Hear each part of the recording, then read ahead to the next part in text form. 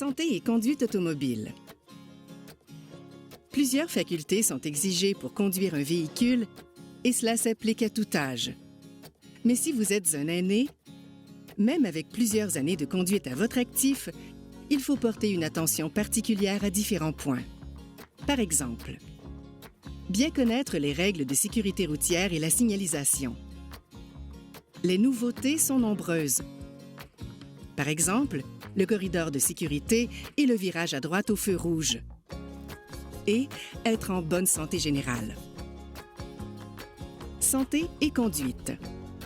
Passez un examen de la vue pour évaluer votre vision de loin et votre vision périphérique ou pour détecter tout problème pouvant réduire votre capacité à conduire de façon sécuritaire, comme la cataracte, le glaucome, la dégénérescence maculaire.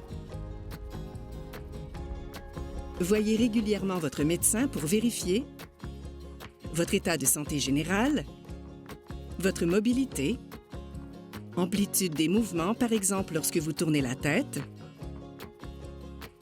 vos fonctions cognitives, comportement, mémoire, attention, etc. Pour conduire, il est nécessaire d'avoir de bons réflexes. Par exemple, pouvoir freiner rapidement lorsque la situation le nécessite. De pouvoir traiter plusieurs informations en même temps, par exemple, ralentir, changer de voie, repérer et éviter un obstacle.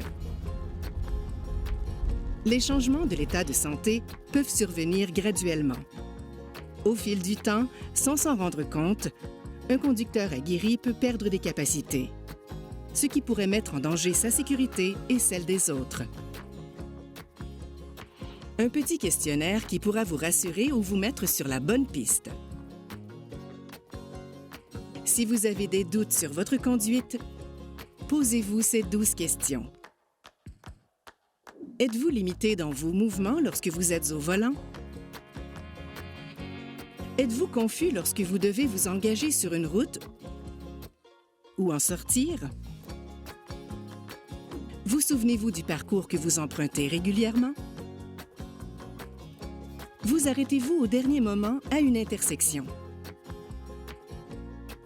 Avez-vous besoin d'un passager pour vous aider à conduire? Avez-vous des difficultés à céder le droit de passage? Avez-vous des difficultés à faire certaines manœuvres, comme reculer? Avez-vous de la difficulté à lire ou à comprendre les panneaux de signalisation? Vous faites-vous klaxonner ou interpeller régulièrement par les autres conducteurs que vous rencontrez sur la route? Est-ce que des proches vous ont fait des remarques sur votre façon de conduire? Est-ce que certaines personnes hésitent à monter en voiture avec vous ou refusent de le faire? Avez-vous plus souvent des petits accrochages?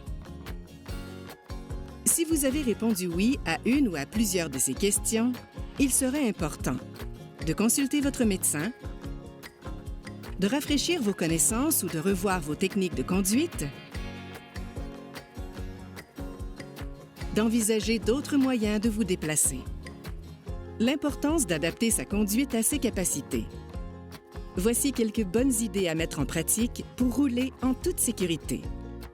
Prévoyez des périodes de repos plus longues lors de longs trajets. Empruntez des parcours que vous connaissez bien. Choisissez une voiture qui facilite la conduite, par exemple avec une transmission automatique. Attendez que les heures de pointe soient terminées pour sortir.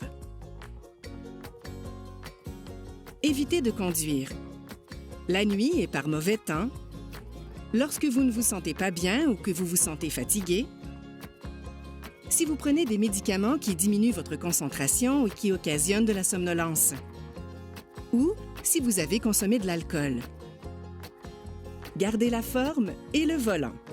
Un bon état de santé est une condition pour conserver son permis de conduire. Pour conserver longtemps votre privilège de conduire, mettez les chances de votre côté et adoptez de bonnes habitudes de vie.